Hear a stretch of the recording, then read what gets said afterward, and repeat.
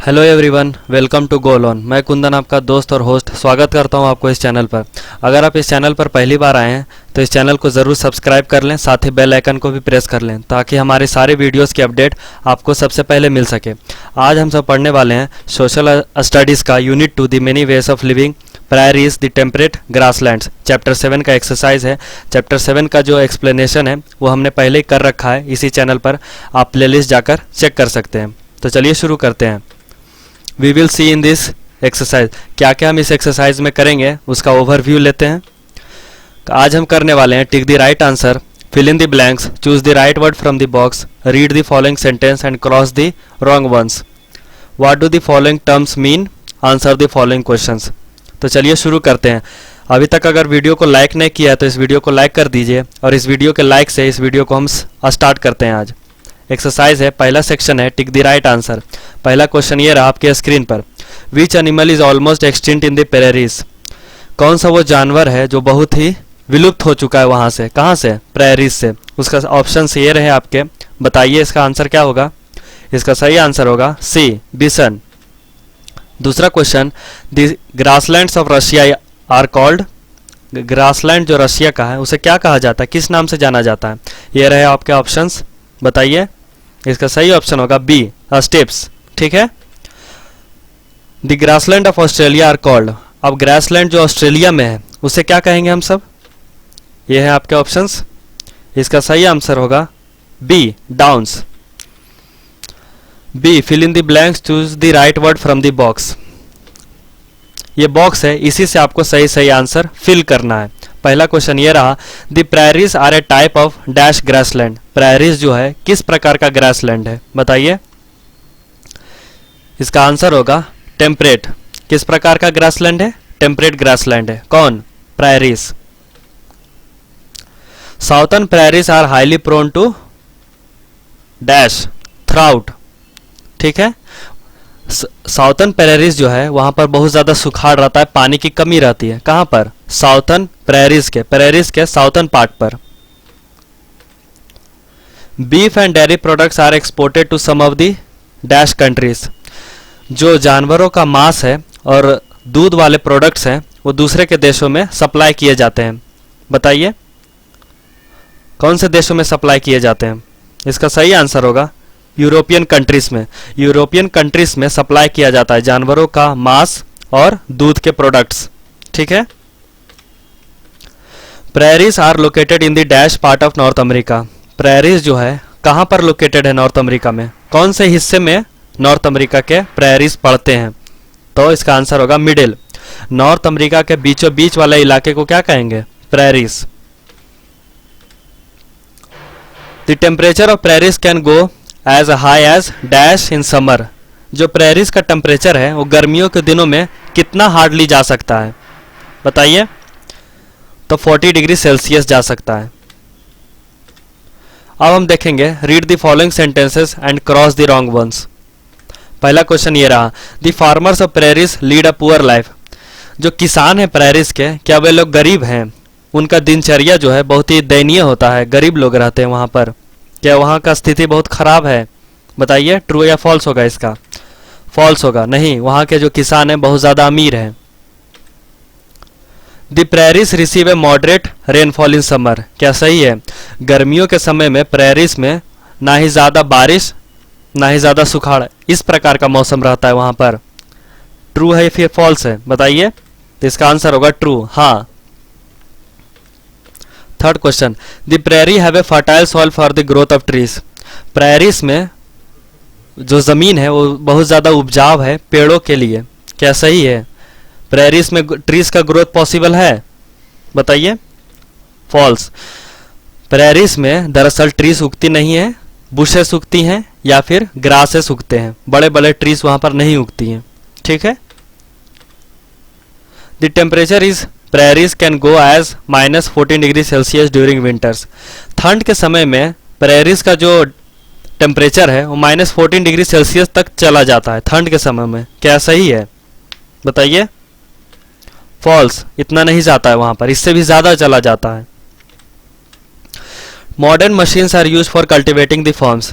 आज के समय में जब टेक्नोलॉजी इतनी डेवलप्ड हो चुकी है, तो क्या वहाँ के किसान आज भी पुराने ज़माने से खेती करते हैं या फिर नई नई टेक्नोलॉजी, नई नई मशीनों का इस्तेमाल करते हैं वहाँ के किसान?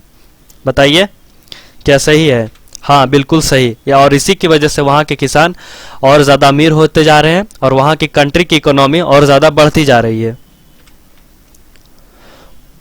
What do the following terms mean? आप कुछ टर्म्स देखेंगे, उनका मतलब क्या है, डिफाइन देखेंगे। प्रेरीज, प्रेरीज मतलब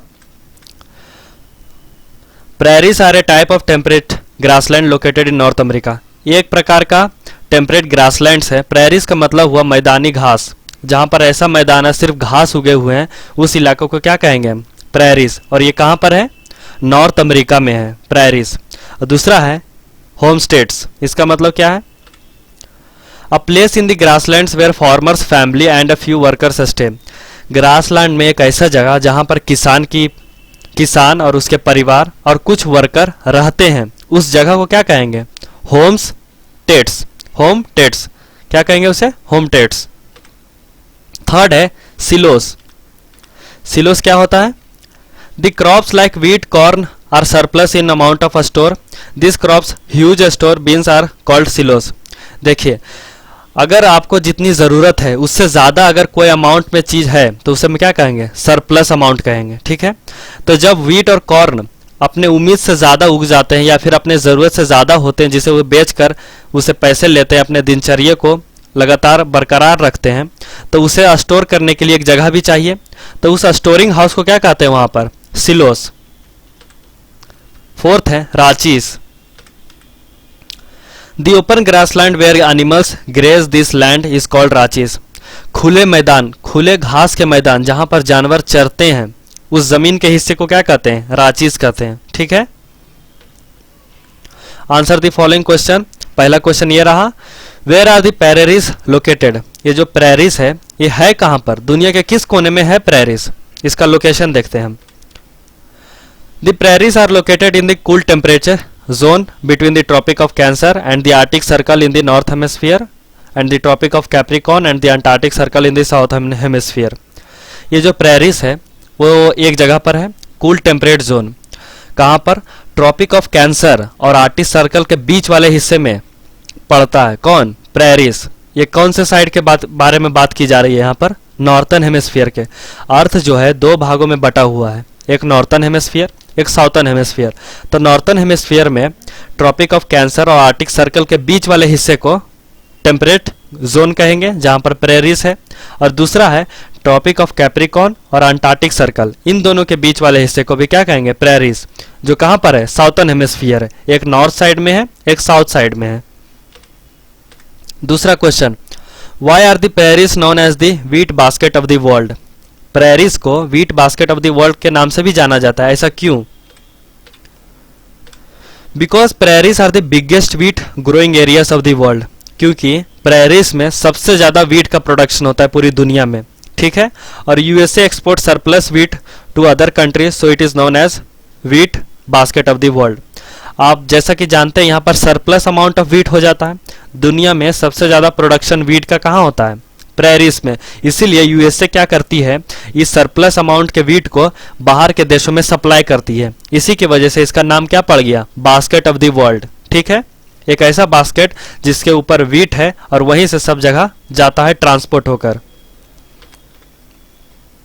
discuss the wild life of prairies. अब हम जानेंगे कि वहां के जानवर कैसे हैं, किस प्रकार वहां पर सर्वाइव होते हैं। A great variety of grazing animals are seen in these grasslands. Some common animals are deer, antelopes, prairie dogs and bison. यहाँ पर बहुत ही वैरायटी में आपको जानवर देखने को मिलेंगे जो दरअसल घास चरने वाले ही सिर्फ होते हैं। ठीक है, क्योंकि यहाँ पर बहुत ज़्यादा घास है, ग्रासलैंड है। और यहाँ पर कुछ जानवर हैं, डियर हैं, एंटीलोप्स है, प्रेरी डॉग्स है, बिसन है।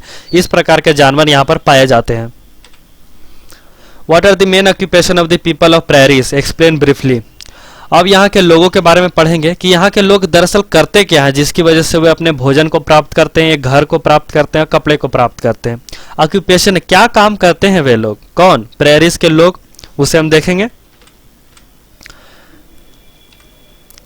The main occupation of the people of prairies are farming and converting grassland into farmland. जो मेन उद्देश्य है, मेन ऑक्यूपेशन जो है प्रेरीज का के लोगों का, वो क्या है? फार्मिंग, खेती बाड़ी करना, और ग्रासलैंड को फार्म लैंड में बदलना। आप जानते हैं कि प्रेरी मतलब ग्रासलैंड है, जहां पर बहुत सारा ग्रास रहता है, उसे क्या बदल देते हैं? फार्म लैंड में लोग बदल देते हैं, ठीक है। और साथ ही साथ dairy farming also done by latest techniques, और वहां पर डेयरी फार्मिंग भी होती है बहुत ही लार्ज स्केल पर, ठीक है, लेटेस्ट टेक्निक्स के द्वारा। आप जानते हैं टेक्नोलॉजी बहुत ज़्यादा बढ़ चुकी है, तो वहाँ फार्मिंग बहुत ही लेटेस्ट टेक्निक के द्वारा की जाती है। What kind of life do the farmers in prairies lead? किस प्रकार का जीवन जीते हैं प्रेरीज के लोग? The life of prairies lead a good life with all the modern facilities. Modern machines are used for cultivating the fence. वहाँ के जो लोग हैं बहुत ही बढ़िया जीवन जी रहे हैं, और सारे मॉडर्न फैसिलिटीज़ जो एक मॉडर्न घर को, एक मॉडर्न व्यक्ति को चाहिए जीने के लिए, वो सारे फैसिलिटीज़ मौजूद हैं वहाँ के किसानों के लिए, ठीक है। Modern machines are use for cultivating farms. अब आप लोग जानते हैं कि खेती बाड़ी करने में बहुत ज़्यादा मेहनत लगता था। पहले के ज़माने में लोग बैल और हल के द्वारा अपने खेत को जोतते थे, लेकिन अब टेक्नोलॉजी इतनी बढ़ चुकी है, सारे मशीन इतने मॉडर्नाइज हो चुके हैं, तो कल्टीवेशन बहुत ही आसान हो चुका है। तो यहाँ के लोग बहुत ही बढ़िया जीवन जी रहे हैं, ठीक है। Thanks for watching. Please like this video, subscribe this channel and share this video. अगर आपको कोई भी दिक्कत आए इस चैप्टर को समझने में, तो आप नीचे कमेंट कर सकते हैं, और हमारे इस चैनल को सब्सक्राइब करके आप हमारे साथ जुड़ सकते हैं। Thank you.